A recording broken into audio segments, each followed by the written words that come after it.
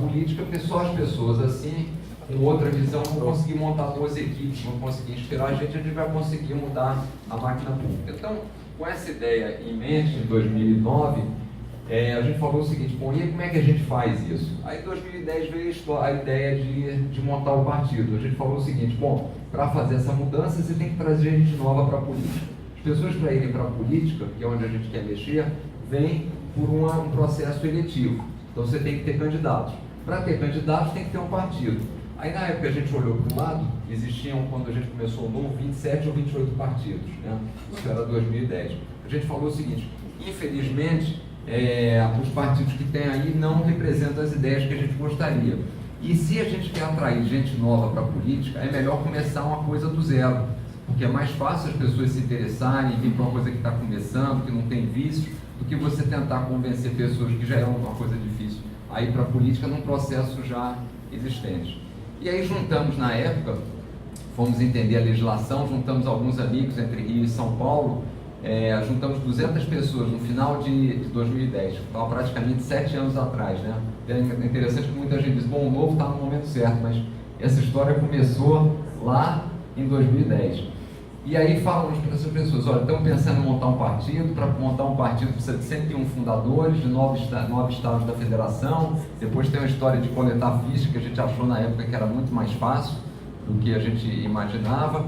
E para vocês terem ideia, quando a gente começou, eu lembro disso, a primeira reunião que a gente fez com um grupo pequeno de pessoas, a gente colocou uma meta, falou: olha, vamos tentar participar das eleições municipais de 2012. E a gente acabou tendo o partido só registrado em 2015, porque a burocracia para fazer o partido é muito difícil, né? Tanto é que até eu gosto de comentar isso: se a gente olhar para trás, nos últimos 15 anos, se você tirar os partidos que são ligados a alguma agremiação religiosa, tirar os partidos que são ligados a algum sindicato, ou os partidos que vieram de alguma dissidência de algum partido já existente, o Novo é o único partido que foi formado nos últimos 15 anos que tem essa característica de ter sido formado por membros da sociedade sem nenhum grupo específico de interesse, né? Então a gente fez a montagem em 2000 e a turma tocou em frente dos 280, dos 100 nas reuniões, 180, 90% se comprometeram a virar fundadores, e finalmente ali então em fevereiro de 2011 a gente fez a fundação e começou essa história aí que vocês têm acompanhado. Eu queria contar então um pouquinho aqui rapidamente e falar um pouco dos nossos desafios, dos nossos objetivos para 2018, especialmente dentro desse cenário aí, que é uma demanda enorme por mudança, né? Ficou explícito aí como é que os partidos, a grande maioria, pelo menos os principais, vinham operando com todas as denúncias da Lava Jato. Então tem realmente uma oportunidade de mudança como há muito tempo a gente não teve, né? Então acho que isso é que a gente está pensando, está dentro dessa estratégia, dentro desse contexto que a gente vai trabalhar. O Novo sempre pensou em ser um projeto de muito longo prazo. Inclusive, quando a gente fez essas primeiras reuniões chamando os fundadores, a gente sempre falou isso: olha, esse é um projeto que a gente não sabe se vai dar certo, é muito difícil, montar um partido é uma coisa que a taxa de sucesso é muito baixa. Então, mas a gente diz o seguinte: olha, a frustração de não tentar fazer alguma coisa vai ser maior do que fazer e dar errado. Então vamos tentar fazer, porque isso a gente vai ficar menos frustrado do que se não fizer nada. Então, só para passar algumas coisas, né, para vocês,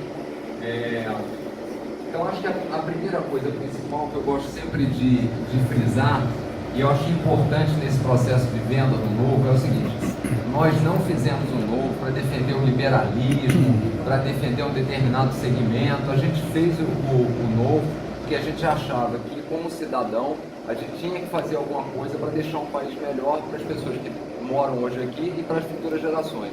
Foi isso que nos motivou. É aquela história que a gente via muito, até conversando na época com alguns amigos que montavam ONGs de educação, institutos de caridade, e aí a nossa percepção foi o seguinte: bom, mas isso tudo que essas pessoas estão fazendo, estão buscando recursos de outras entidades privadas, isso não deveria ser feito pelo Estado? Se isso deveria ser feito pelo Estado, não era melhor a gente ir para dentro do Estado e colocar o Estado... Um passo atrás. Pronto. Na frente. Será agora ficou melhor, né? Será que não era melhor a gente ir para dentro do Estado e tentar fazer isso pelo Estado, já que o dinheiro está lá, que ele tem escala, que a máquina pública está toda lá? Por que a gente vai criar um caminho paralelo para coisas que o Estado deveria estar fazendo. Então o conceito foi esse: vamos melhorar a vida das pessoas, e a forma mais fácil de fazer isso, mais eficiente, é ir para dentro do Estado e tentar mudar isso, né?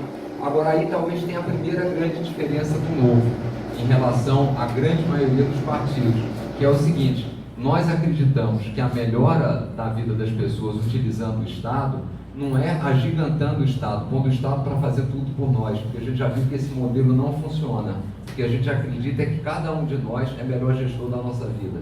Então, consequentemente, o Estado deveria fazer menos coisas, o que ele faz deveria fazer bem, que é a saúde, educação básica e segurança, e deixar as outras coisas cada um de nós fazer. Então, é a ideia de devolver dinheiro do nosso bolso, de ter menos burocracia, dos municípios terem mais poder. E, na verdade, por que esse modelo não é feito? Por que esse modelo é vendido ao contrário, né? Porque interessa a quem está no governo, a quem está gerindo o Estado, ter mais poder. No fundo, essa é a essência das coisas. Então, as pessoas se comprometem a muita coisa para justificar ter uma alta carga tributária e dizer que vamos resolver as nossas vidas. E isso, na prática, a gente tem acompanhado ao longo de uma série de anos e não acontece. Então, a gente tem um discurso contrário. E eu até acho um negócio que a gente bate muito nessa tecla, muitas vezes eu sou questionado, e claro, tudo isso foi um processo que a gente foi aprendendo ao longo desses anos todos, na montagem do novo, e foi se dedicando, não era uma coisa que era um conhecimento prévio, né? A gente foi aprendendo, verificando as situações, vendo como é que é feito em outros lugares, mas um negócio interessante é que muita gente diz o seguinte: bom, mas se o Brasil é um país muito pobre, o Estado tem que estar muito presente, tem que fazer muita coisa. E a gente tem a teoria e a impressão, e eu diria que mais que a impressão, a certeza, que é justamente o contrário. Quer dizer, justamente pelo Estado ser muito grande, é que o país é pobre, porque ele concentra benefícios e no final, quem paga sempre essa conta são os mais pobres, porque no final, quando a conta não fecha, quando o Estado não consegue arrecadar mais para pagar a ineficiência dele, esse problema, esse buraco que acontece, é pago de duas formas: ou você faz dívida, né, ou você provoca inflação. A dívida significa uma taxa de juros muito elevada, então quem tem menos dinheiro é o que mais sofre. E a inflação, de novo, também são os mais pobres, que não têm como proteger os seus recursos, que são os que mais sofrem. Então, todo esse desarranjo do Estado é que leva justamente a gente ter dificuldade de combater a pobreza. É óbvio que esse é um processo que a gente vai ter que explicar bastante para as pessoas, porque foram vários anos de promessas, de melhoria da vida, com um Estado mais intervencionista, mas na prática isso não funcionou, e é o que a gente está vendo agora, né? A gente tem um Estado brasileiro onde a gente paga uma carga tributária altíssima, a gente não tem nem saúde que funcione, a educação é de péssima qualidade e a segurança a gente não precisa nem falar. E além disso, tem um rombo enorme nas contas que não fecham. Então é um modelo que de fato não anda em frente. Mas voltando à história do novo, só para a gente falar um pouquinho das características, acho que vários de vocês já conhecem, mas só para dar uma repassada, quando a gente começou foi interessante, porque a primeira coisa que a gente tinha certeza que era um problema é que a gente tinha que fazer tudo diferente do que estava por aí. Eram 28 partidos na época, a visão dos partidos já naquela época não era muito diferente do que a gente tem hoje, certamente hoje piorou, mas o que existia na época é que ninguém acreditava muito nos partidos, a visão era péssima, havia um índice de rejeição muito alto. Então a gente falou o seguinte: estamos montando alguma coisa, um projeto que a gente tem que fazer muito diferente do que está aí, porque o que está aí é mal visto pela sociedade. Então eu gosto sempre de dizer isso, a gente sempre tinha essa ideia de inovar, e era muito difícil, porque era um grupo pequeno que estava começando e desconhecia a política, e a única coisa que a gente sabia era o que não fazer, e o que fazer a gente tinha que aprender. Mas eu acho que a partir de determinado momento a gente criou uma lógica muito simples, que era a primeira coisa: quando tinha alguma coisa a ser feita, a gente dizia o seguinte: como é que é feito hoje? Então vamos começar pensando em fazer exatamente o contrário. Pode ser que fazendo exatamente o contrário, mais ou menos a gente esteja próximo do caminho que as coisas devem acontecer, né? Então, o que o novo... E aí uma das primeiras perguntas que nos faziam, provavelmente quando vocês vendem o novo, ou falam sobre o novo pela primeira vez para alguém, a primeira pergunta que a pessoa faz é assim: mas já tem tantos partidos, o que o novo tem de diferente? Por que mais um partido, né? Então, acho que tem 4 ou 5 tópicos aí que são interessantes, porque mostram bem o que o novo tem de diferente. A primeira foi a origem, como eu comentei com vocês, quer dizer, um partido que nasceu das pessoas, da sociedade, não tinha nenhum grupo de interesse específico, né? Então, foram 181 fundadores, no final das contas, de 10 estados, 35 profissões diferentes e idade de 16 até 81 anos de idade. Então tinha um grupo muito heterogêneo na Constituição. A segunda coisa foi definir valores. Também essa foi uma preocupação que a gente teve, porque foi o seguinte: como é que o Novo vai se posicionar? Então muita gente até hoje ainda pergunta como é que vai ser o posicionamento do Novo em relação a determinados padrões, determinadas ideias, determinadas propostas, sempre levando em consideração os valores. Para quê? Para que a gente não tenha incoerência do que a gente está fazendo. O importante é que a gente não pode ter um pequeno grupo de pessoas que está decidindo os posicionamentos do Novo, porque o partido pretende existir por muitos anos.